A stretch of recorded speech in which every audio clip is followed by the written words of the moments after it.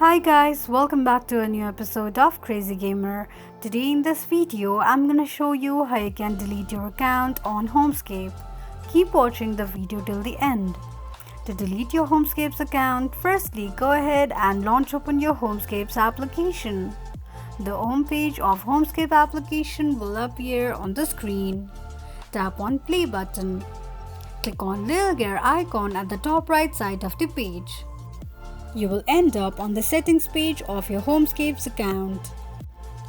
Tap on help and support option. On the search box, type in delete account and the steps to delete your Homescapes account will appear on the screen.